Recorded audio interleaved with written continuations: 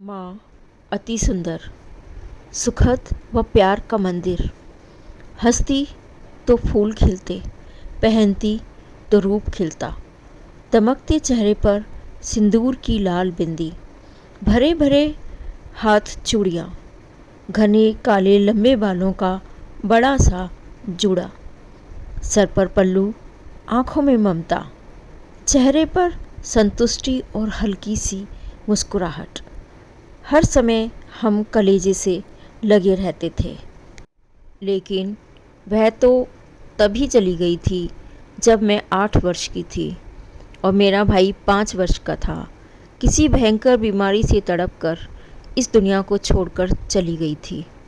और घर में सन्नाटा, एकाकीपन, अव्यवस्था, खाली दीवारें लगती थीं पूरे घर की। कुछ खाली खाली सा महसूस होता था।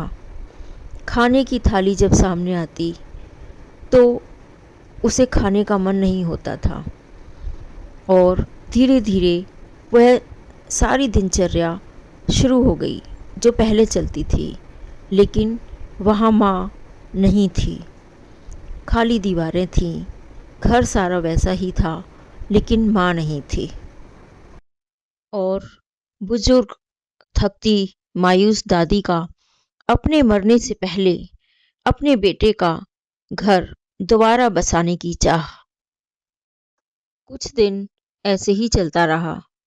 फिर एक दिन 4-5 रिश्तेदारों का आना और नई बहू के आने की गुमसुम सी निरुत्साह तैयारी और 2-3 दिन की व्यस्तता, चहल पहल के भीतर ही नई बहू का आगमन, हमारी नई माँ। उस नए चेहरे से जब आंखें आंखों से मिली तो अंदर ही अंदर दम सा घुटने लगा।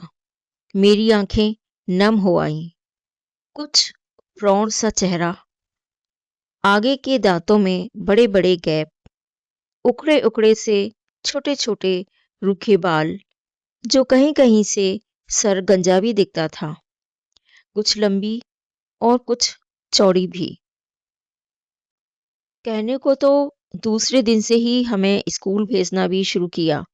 हमारा लंच बॉक्स, खाना, कपड़े, घर, दादी, पिताजी, घर के सभी कार्य बहुत ही सुचारू रूप से और अच्छे ढंग से उन्होंने बहुत ही जल्दी संभाल लिए थे।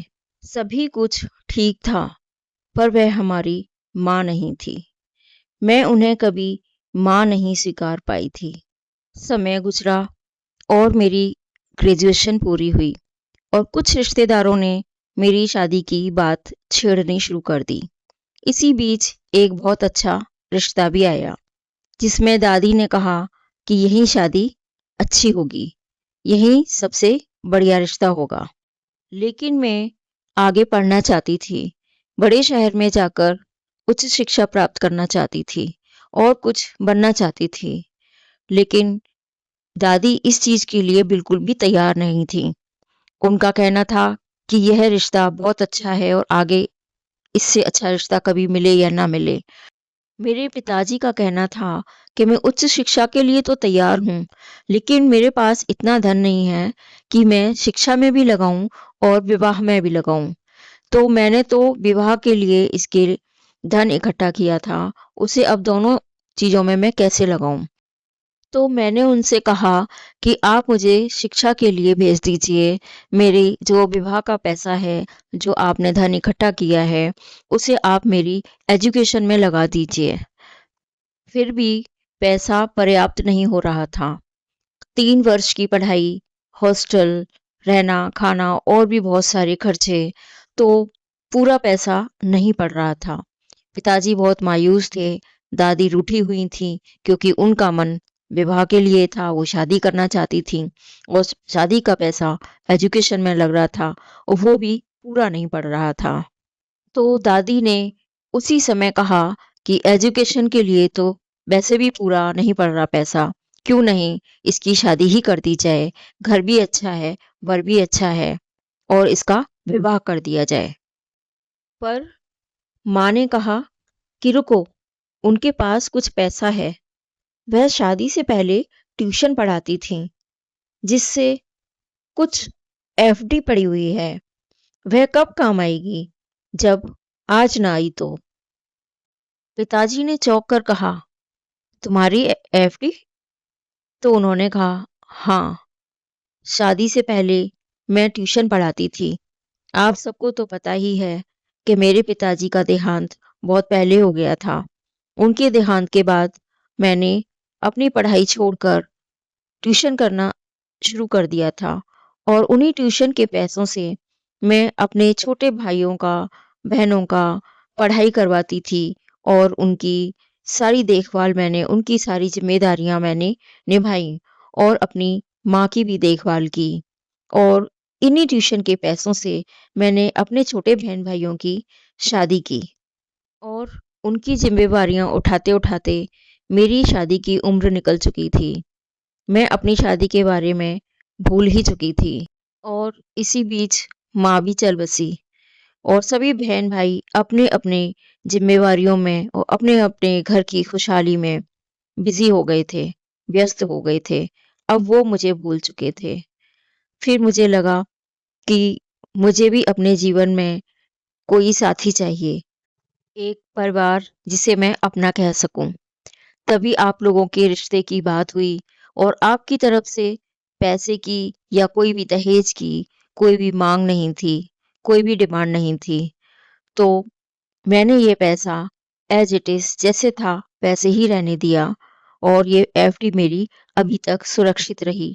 अब ये एफडी, ये पैसा मेरी बेटी के काम ना आया तो फिर किस काम आएगा?